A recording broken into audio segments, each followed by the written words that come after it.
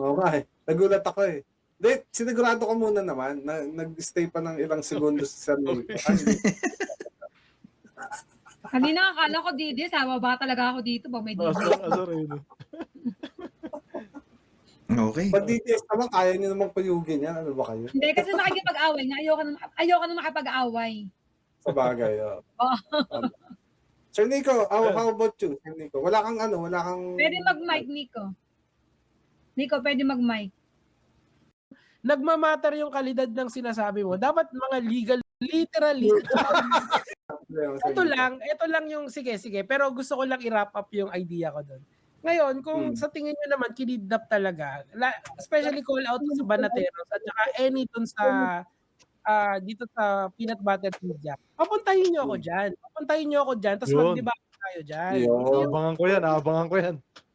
Putangin na, aasarin akong pilay, di papuntahin nyo ako dyan para gusto nyo, sabi ko nga kay Banat Bay, lalakarin ko. Pilay. Wala Makati hanggang dito. Bukin ng ina. Di ba? Diyos ko, tatawagin naka-wheelchair daw ako. Puta, di sige. Ang akin lang doon, tindigan nyo yung mga shit nyo. Tapos pupunta pa ako sa bahay nyo para magkaalaman tayo. Di ba? Kasi pagkakasama yung audience nila di ba? So, parang sabi mo dito, Sir Nico, na adominim lang ang kaya nila. Oo naman, tatangin na. Biruin mo, kumuha sila ng vlogger na literal na hindi marunong magsalita. Literally.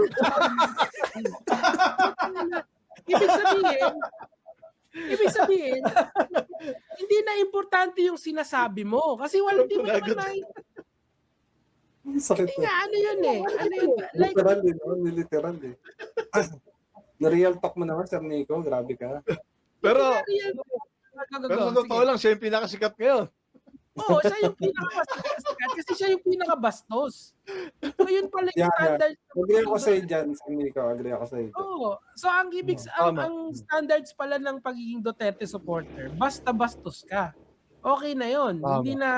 Hindi na nagmamatter yung kalidad ng sinasabi mo. Kasi kung nagmamatter yung kalidad ng sinasabi mo, dapat mga legal luminaries yung mga kinukuha mong vlogger eh. The point na kumuha ka ng someone like Sir Jack, ibig sabihin talaga, wala kang pakialam dun sa sasabihin mo. Basta humahali ka sa tiwa ng mga Duterte, okay na yun. Bili mo si Sir Jack, hindi na nga maintindihan sinasabi, kinuha pang... Nasa Banateros, banat lang. Oo nga. Like, ako naman, let's assume na hindi niya problema yung, wag na nating ilagay doon sa idea na nahihirapan siya magsalita eh. Yung idea na lang nung content nung sinasabi niya. Kasi ako, tinatry ko talagang intindihin. Minsan papanoorin ko yung 30 minutes na video niya kasi magre-react ako. Tangina, puro ad hominem din eh. Di wala din, ganun din. Ibig sabihin talaga, wala siyang kwentang vlogger kasi hindi siya kaya niyang umargue. Pero ang gagawin niya, kunyari si Sendanya, yung baklang baklang congressman, sasabihin mo, bading, gaganunin, aasarin, tapos aasarin yung pagkaano. Tapos people gravitate towards this person. Kung sinusuportahan niyo yung ganyan, ibig sabihin hindi na nagmamatter yung quality, hindi na nagmamatter sa inyo yung truth. Nagmamatter sa inyo kung sino yung malakas sumipsip. Yun yung nakakainis eh. Alam mo ba? Sa totoo lang, ako inaamin ko, no, ang content ko is more on talagang manumpalpal na mga DTS, ganyan. Pero hindi ko kaya yung style ni Banat Bay na manonood ng balita and then nung ginagay na opinion na hindi man nga sabihin, i-research kung tama ba yung balita, eto ba, ay may nangyari ba to, talagang more on opinion lang niya, na basura naman ang sinasabi niya. Ako kahit ganito lang yung channel ko, lahat ng sinasabi ko sa channel ko, pinag-aaralan ko yan. Tama ba to? Ito ba? Fake news ba to? Ito ba? Ganito ba to? Pero pinaba ko kay Banat Bay, parang niya nagagawa yung gano'n na walang kwenta. Ako pa totoo lang, kung walang kwenta lang yung magiging content ko, siguro hindi na ako magla-live, mag-Netflix na lang ako. Tama dito yung sabi ni Addictus, sabi niya dito, pag nasukol, tago sa opinion. Correct. Oo, puro opinion niya lang. Di ba sinupalpal siya ni Yusek na mga opinionated kasi may opinion din ako sarili. Mami Peng, baka masabihan ka ng unang ina mo.